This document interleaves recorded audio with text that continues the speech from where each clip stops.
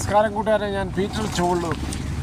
Rocket പോലെ കുതിക്കുന്ന തേങ്ങയുടെയും വെളിച്ചെണ്ണയുടെയും വില വിപണിയിൽ കുറയ്ക്കാൻ വേണ്ടി സബ്സിഡി നിരക്കിൽ ഇപ്പോൾ സപ്ലൈകോയിൽ വിതരണം ചെയ്യുകയാണ്. ഒരു റേഷൻ കാർഡ് 2 ലിറ്റർ എന്ന രീതിയിലാണ് ഓണത്തിന് മുമ്പായി എല്ലാവർക്കും കിട്ടാൻ പോകുന്നത്. റേഷൻ കാർഡുകളായ വെള്ള, മഞ്ഞ, നീല, BPL കാർഡുകൾക്ക് എല്ലാവർക്കും കിട്ടുമെന്നാണ് ഭക്ഷ്യമന്ത്രി GR അനിൽ അറിയിച്ചത്. സർക്കാർ ഇടപെടലിലൂടെ സംസ്ഥാനത്തെ വെളിച്ചെണ്ണ വില ഇനിയും കുറയുമെന്ന് അദ്ദേഹം പറയുകയുണ്ടായി.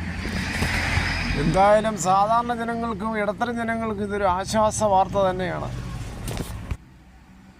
ഓഗസ്റ്റ് മാസം, അതായത് ഈ മാസം മുതൽ റേഷൻ കാർഡ് ഒന്നിന് 1 ലിറ്റർ വെളിച്ചെണ്ണ 345 രൂപയ്ക്ക് സപ്ലൈകോയിൽ ലഭിക്കും. അതേ കാർഡുകൾക്ക് അടുത്ത മാസം 4-ാം തീയതി വരെ സബ്സിഡി നിരക്കിൽ വെളിച്ചെണ്ണ വാങ്ങാവുന്നതാണ്. ഈ വിലയിൽ തന്നെ, അതായത് 349.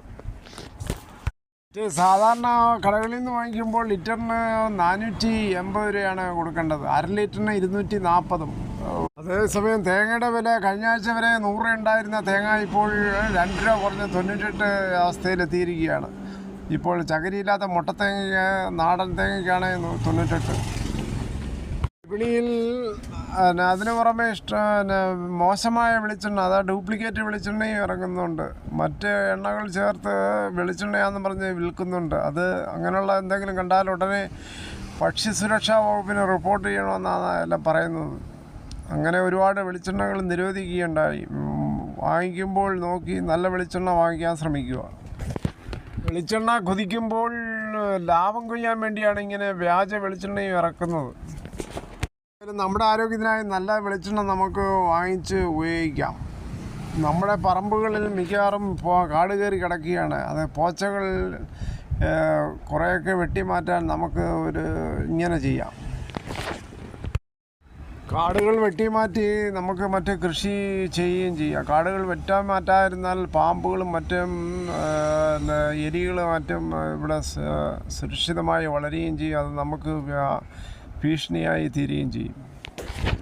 അതിനായി 2 അടി നീളമുള്ള ഒരു കത്തി ഉണ്ടാക്കിയതിന് ശേഷം, അല്ലെങ്കിൽ ആമസഴി വാങ്ങിക്കാനും കിട്ടും. അത് അറ്റം ആകൃതിയിലുള്ളത് ഇങ്ങനെ വാങ്ങിച്ചാൽ ദൂരെ നമുക്കൊന്ന് വെട്ടി നമുക്ക് വള്ളി പോച്ചകളൊക്കെ വെട്ടി ഭംഗിയായി പറമ്പ് സൂക്ഷിക്കാം.